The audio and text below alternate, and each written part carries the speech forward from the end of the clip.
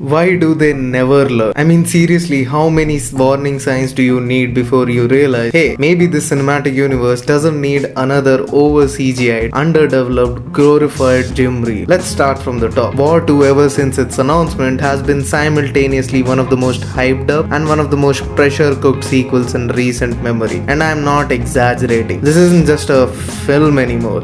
This is a franchise hanging by the last dumbbell in Hrithik Roshan's gym. Let me be upfront. I wasn't a fan of War, the first one.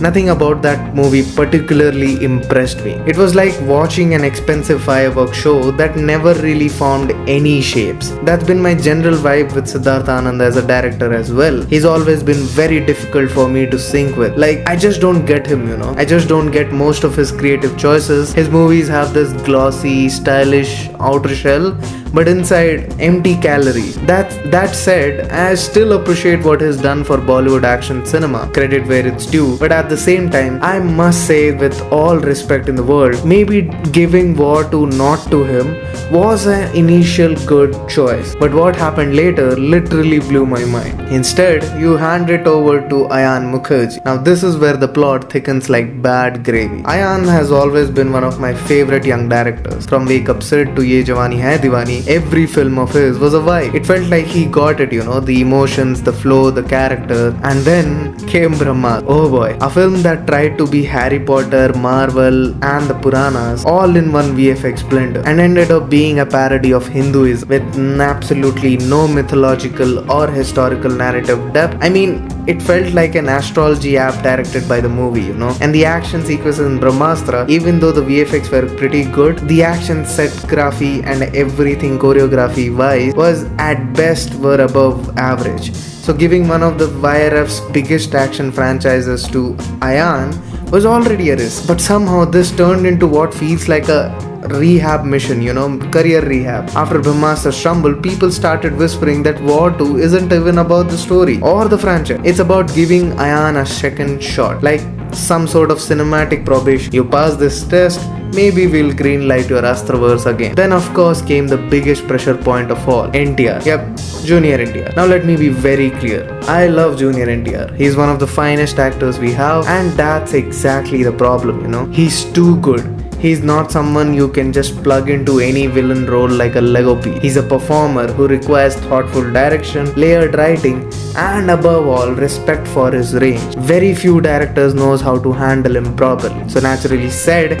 I was scared. The moment they said NTR is playing the villain, my eyebrows hit my hairline, because this role, built up from Tiger 3 and War, is not just any antagonist. This is a devil-tier, ruthless, menacing force of destruction that was explained in the previous movie. This needed build-up, this needed precision as well, and this needed not a teaser like that, man. And coming back to the teaser, the final shit. Well, it was dropped on NTR's birthday like a gift, and it looked average at best, Brahmāstra-level of screenplay and set choreography was particularly very genuine. The kind of CGI that makes you miss the days of practical effects, that's what I felt. Why is literally everything made in VFX? Like, real locations exist, man. Ask your travel agent. Take the NTR sequences, for example. At least 80% of them were behind a CGI. The filter was so thick that you'd think it's some very old lens that they're using, which literally blurs out everything. Even the interior scenes look that fake, Now, does NTR look good? Absolutely. The physique, the presence, it's all top notch. The man can own the frame.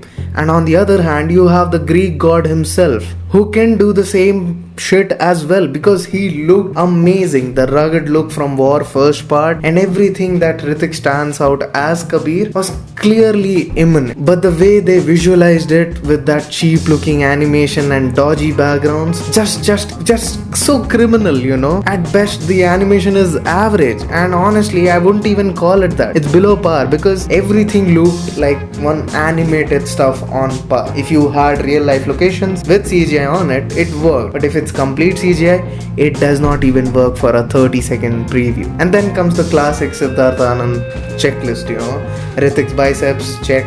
Hrithik's intense stare, check. Hrithik's shabby warrior look from War, check. A heroine in a bikini setup, which is now Kiara Advani, check again, because it worked in Pathaan, War, and pretty much every other glam action flick. Why not beat the same drum till it breaks, you know. And here's the thing, this isn't just a sequel anymore. This is a franchise inchpin, a universe expander, and with that level of pressure, you'd think they'd be a little more serious, invested, focused. And one of the few things I did like in the teaser was the sword choreography. Hrithik handling that blade now really looked slick. That had weight, that had impact, but even that gets overshadowed by totally deft choice of slapping so much, so futile and so mid in one few scenes. What could have been a badass moment turned out to be a shiny cartoon fight, to be very honest with. No depth, no realitability, just nothing more memorable, you know. Just another man scrolling in slow motion. They've already missed a lot of crucial storytelling beats. Now they're relying on heavy style substance of CGI rather than focusing on the matter itself. And honestly, if you ask me, I never wanted NTR to be part of this in the first place. It felt like a franchise running on fumes, and he could have used this time to focus more on something epic with Prashant Neel instead. Now that he's in it, I genuinely hope that he does do something right for him. And by that, it's something very coherent, powerful, and worth the hype. That's it for folks today. If you like the video, do subscribe to the channel. Maybe drop a comment. Let me tell you about and tell me what you thought about the teaser. Am I overthinking it? Am I just salty? Or am I speaking out my mind? Or am I speaking your mind out loud?